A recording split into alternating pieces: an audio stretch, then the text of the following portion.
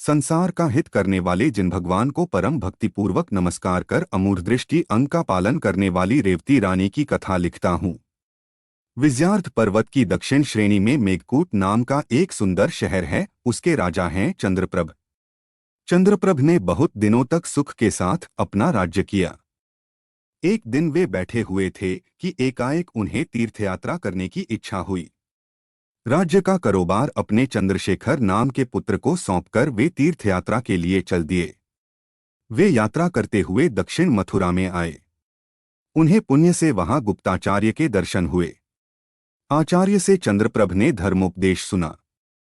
उनके उपदेश का उन पर बहुत असर पड़ा। वे आचार्य के द्वारा प्रोक्त परोपकारो अत्र महापुण्याय भूतले ब्रह्मा नेमिदत्त अर्थात परोपकार करना महान पुण्य का कारण है, यह जानकर और तीर्थयात्रा करने के लिए एक विद्या का अपने अधिकार में रखकर क्षुल्लक बन गए।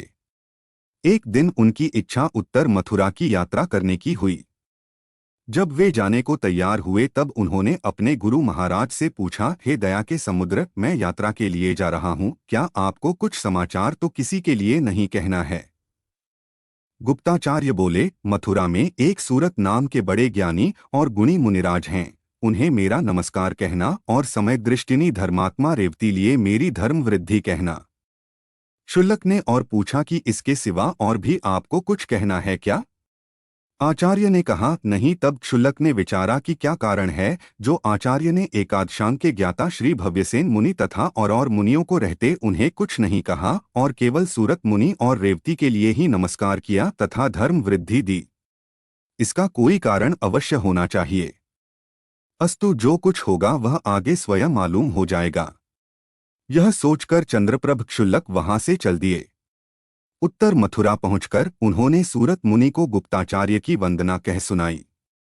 उससे सूरत मुनि बहुत प्रसन्न हुए।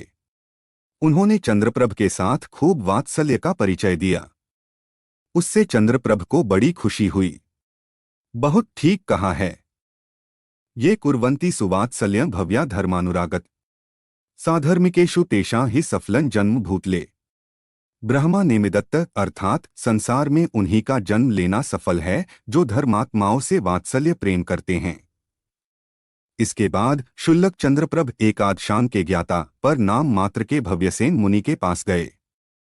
उन्होंने भव्यसेन को नमस्कार किया, पर भव्यसेन मुनि ने अभिमान में आकर चंद्रभप्र को धर्म वृद्धि तक भी न दी। ऐसे अभिमान को धिक्कार है।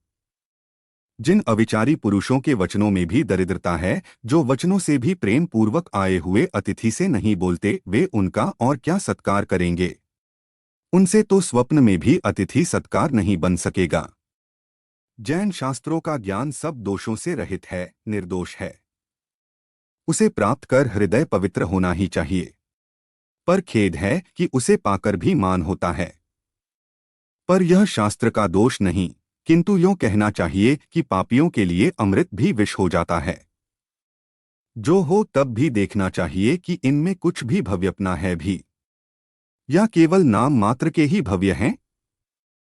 यह विचार कर दूसरे दिन सवेरे जब भव्यसेन कमंडलू लेकर शौच के लिए चले तब उनके पीछे पीछे चंद्रप्रभ क्षुल्लक भी हो लिए। आगे चलकर क्षुल्लक महाशय ने अपने विद्या बल से भव्यसेन के आगे की भूमि को कोमल और हरे हरे तृणों से युक्त कर दिया। भव्यसेन उसकी कुछ परवाह न कर और यह विचार कर कि जैन शास्त्रों में तो इन्हें एकेंद्री कहा है, इनकी हिंसा का विशेष पाप नहीं होना, उस पर से निकल गए। आगे चलकर जब वे शौच हो लिए और शुद्धि के लिए कमंडलू की ओर देखा तो उसमें जल नहीं और वह औंधा पड़ा हुआ है। तब तो उन्हें बड़ी चिंता हुई। इतने में एकाएक क्षुल्लक महाशय भी उधर आ निकले। कमंडलू का जल यद्यपि क्षुल्लक जी ने ही अपने विद्या बल से सुखा दिया था, तब भी वे बड़े आश्चर्य के साथ भव्यसेन से बोले, मुनिराज, पास ही एक निर्मल जल का सरोवर भरा हुआ है, वहीं जाकर शुद्धि कर लीजिए न। भव्यसेन ने अपने पदस्थ पर, अपने कर्तव्य पर कुछ भी ध्यान न देकर जैसा क्षुल्लक ने कहा वैसा ही कर लिया।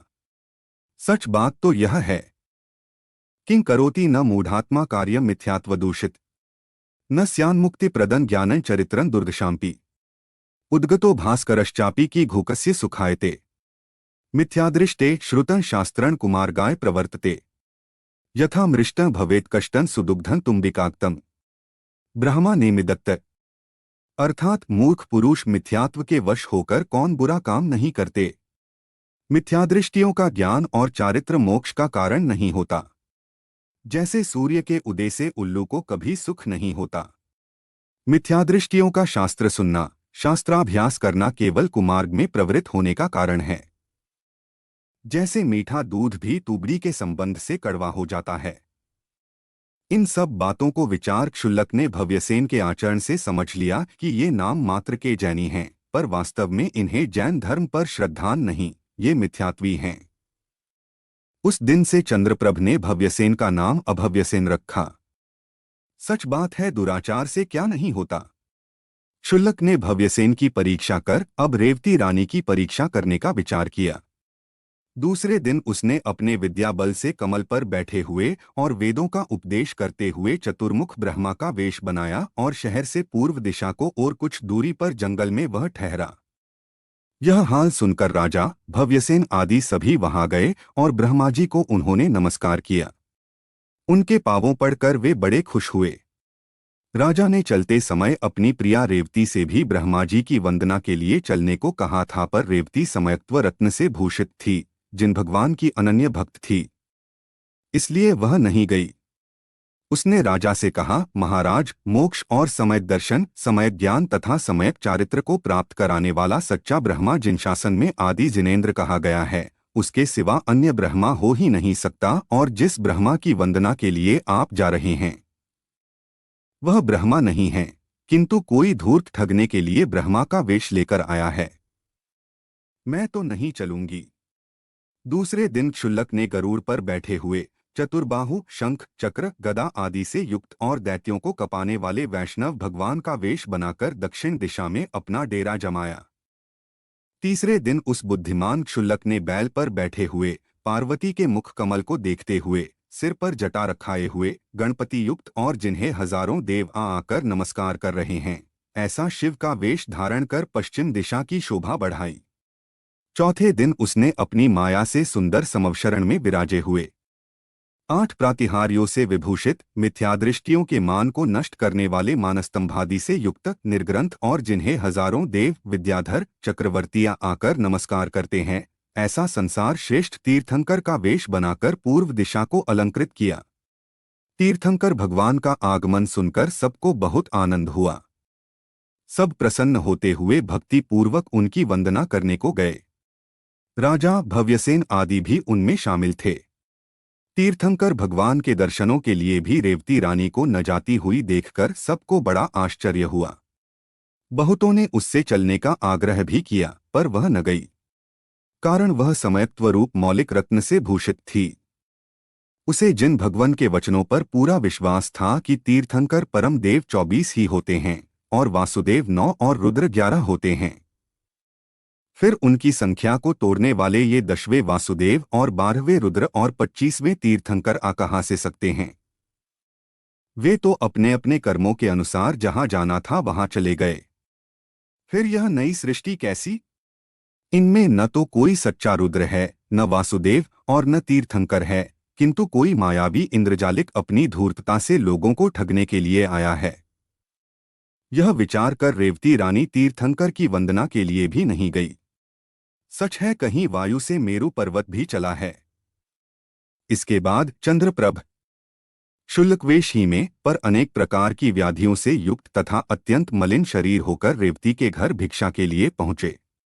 आंगन में पहुंचते ही वे मूर्छा खाकर पृथ्वी पर धड़ाम से गिर पड़े। उन्हें देखते ही धर्मवत्सला रेवती रानी हाय हाय कहती हुई उनके पास दौड़ी। इसके बाद अपने महल में ले जाकर बड़े कोमल और पवित्र भावों से उसने उन्हें प्रासुक आहार कराया। सच है, जो दयावान होते हैं उनकी बुद्धि दान देने को स्वभाव ही से तत्पर रहती है। क्षुल्लक को अब तक भी रेवती की परीक्षा से संतोष नहीं हुआ, सो उन्होंने भोजन करने के साथ ही वमन कर दिया, जिसमें अत्यंत दुर्गंध आ रही थी। क्षुल्लक की यह हालत देखकर रेवती को बहुत दुहक हुआ। उसने बहुत पश्चाताप किया कि न जाने क्या अपथ्य मुझ पापिनी के द्वारा दे दिया गया, जिससे इनकी यह हालत हो गई। मेरी इस असावधानता को धिक्कार है। इस प्रकार बहुत पश्चाताप करके उसने क्षुल्लक का शरीर पोंछा और बाद कुछ कुछ गर्म जल से उसे धोकर साफ किया। क्षुल्लक रेवती की भक्ति देखकर बहुत प्रसन्न हुए। वे अपनी माया समेटकर बड़ी खुशी के साथ रेवती से बोले, देवी, संसार श्रेष्ठ मेरे परम गुरु महाराज गुप्ताचार्य की धर्म वृद्धि तेरे मन को पवित्र करे, जो कि सब सिद्धियों की देने वाली है। और तुम्हारे नाम से मैंने यात्रा में जहाँ जहाँ जिन भगवान की पूजा की है वह भी तुम्हें कल्याण की देने वाली हो। देवी, तुमने जिस संसार श्रेष्ठ और संसार समुद्र से पार करने वाले अमूढ़ दृष्टि अंग को ग्रहण किया है, उसकी मैंने नाना तरह से परीक्षा की, पर उसमें तुम्हें अचल पाया। तुम्हारे इस त्रिलोक पूज्य समयत्व की कौन प्रशंसा करने को समर्थ है? कोई नहीं। इस प्रकार गुणवती रेवती रानी की प्रशंसा कर और उसे सब हाल कहकर क्षुल्लक अपने स्थान चले गए। इसके बाद वरुण नृपति और रेवती रानी का बहुत समय सुख के साथ बीता। एक दिन राजा को किसी कारण से वैराग्य हो गया। वे अपने शिवकीर्ति नाम के पुत्र को राज्य सौंपकर और सब मायाजाल तोड़कर तपस्वी बन गए। साधु बनकर उन्होंने खूब तपश्चर्या की और आयु के अंत में समाधि मरण कर वे महेंद्र स्वर्ग में जाकर देव हुए। जिन भगवान की परम भक्त महारानी रेवती भी जिंदीक्षा ग्रहण कर और शक्ति के अनुसार तपश्चर्या कर आयु के अंत में ब्रह्म स्वर्ग में जाकर महर्धिक देव हुई। भव्य पुरुषों, यदि तुम भी स्वर्ग या मोक्ष सुख को चाहते हो तो जिस तरह श्रीमती रेवती रानी ने मिथ्यात्व छोड़ा, उसी तरह तुम भी मिथ्यात्व को छोड़कर स्वर्गमोक्ष के देने वाले अत्यंत पवित्र और बड़े बड़े देव विद्याधर राजा महाराजाओं से भक्ति पूर्वक ग्रहण किए हुए जैन धर्म का आश्रय स्वीकार करो। आराधना कथा कोश की 9वीं कथा रेवती रानी की कथा पूर्ण हुई। जिनवाणी माता की जय।